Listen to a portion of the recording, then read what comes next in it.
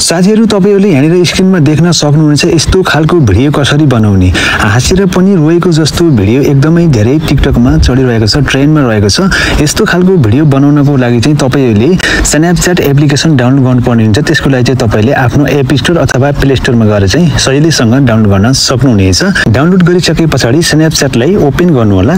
Open गरिसकेपछि यहाँनिर यस्तो इन्टरफेस खुल्नेछ र त्यसपछि चाहिँ माथिपट्टि तपाईले देख्न सक्नुहुनेछ यहाँनिर सर्चको आइकन रहेको छ यसमा क्लिक गर्नु होला र त्यसपछि यहाँनिर क्राइङ भनेर चाहिँ तपाईले टाइप गर्नु होला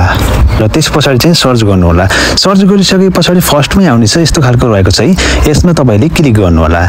यसमा क्लिक गरिसकेपछि अब मैले मेरो फेस देखाउन गइरहेको छु यहाँ यस्तो आएको छ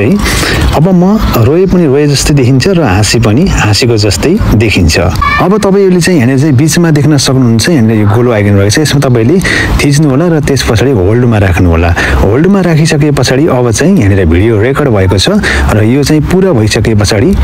भिडियो रेकर्ड हुन्छ र त्यसपछि चाहिँ बीचमा सेभ भनेको छ सेभमा चाहिँ तपाईले क्लिक गर्नु होला र मैले यहाँनिर यो सेभ भनेको छ यो सेभमा क्लिक गरेँ र त्यसपछि चाहिँ तपाईको आइफोन हो भने यहाँनिर चाहिँ फेरि पनि तपाईले ग्यालरीमा गएर हेर्नुपर्ने हुन्छ र यदि तपाईको एन्ड्रोइड मोबाइल छ भने यतिकै ग्यालरीमा जान्छ र त्यसपछि चाहिँ यहाँनिर रहेको छ यहाँ साइडमा रहेको छ बक्स यो बक्समा क्लिक गर्नु होला र त्यसपछि चाहिँ यहाँनिर रहेको छ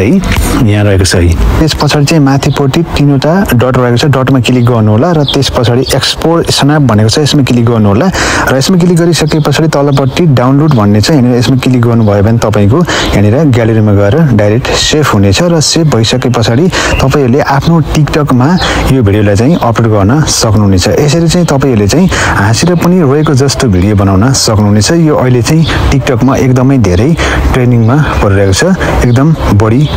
बनाइरहेका छन् धेरै साथीहरुले र तपाईहरुलाई आजको भिडियो कस्तो लाग्छ पक्कै पनि सुझाव सल्लाह अनि प्रतिक्रिया लेख्न नबिर्सनु होला र यस्तै भिडियोहरुको लागि चाहिँ रामबिर ब्रो युट्युब च्यानललाई सब्स्क्राइब गर्न नबिर्सनु होला धन्यवाद।